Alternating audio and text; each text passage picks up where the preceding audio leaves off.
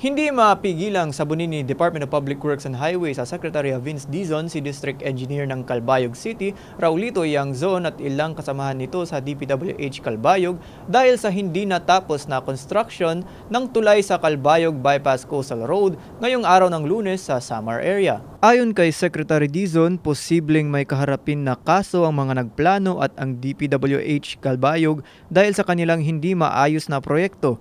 Dagdag pa ni Dizon na sa kanyang naging inspeksyon, hindi dumaan sa Philippine Ports Authority o PPA ang nasabing proyekto. Binigyan din nito na kailangan isikasuhin ng DPWH Calbayog ang nasabing gusot at makipagkoordinasyon ito sa PPA sa lalong madaling panahon.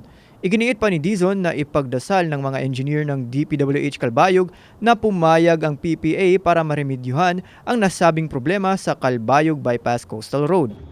Bibigyan mo ako ng problema. Sa planning sir, yung pipe dito dati na sa Sino yung planning? Sino ba nagplano ng bridge na to? 5.2 mula sa Pero hindi nyo kiniklear sa PPA. Kayo nakakagawa ng proyekto na hindi nyo kiniklear sa PPA. Alam mo, sinasabi ko sa inyo ha, at the very least, gross negligence to, kaso to sa inyo. Naiintindihan nyo ba yun? Na gumawa kayo ng design na dadaan sa puerto na hindi nyo kinlear dun sa puerto. So anong tawag mo dun?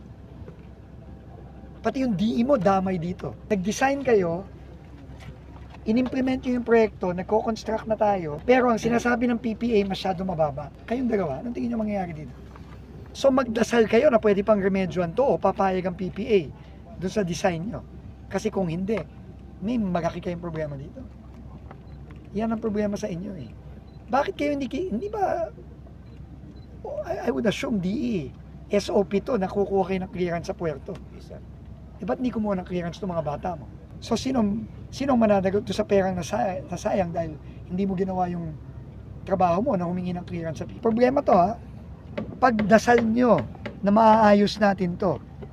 Kasi kung hindi at kailangan baguhin to, pasensyahan tayo dito. Mapapag-alaman na sinimulan na ipailalim sa construction ang nasabing tulay noong 2019 at hanggang ngayon ay nakatingga pa rin. Mula dito sa himpilan ng Bombo Radyo Tacloban, ako si Bombo Renzo Lesiges and this is Bombo Radyo Philippines, the #1 most trusted source of news and information. Basta Radyo, Bombo!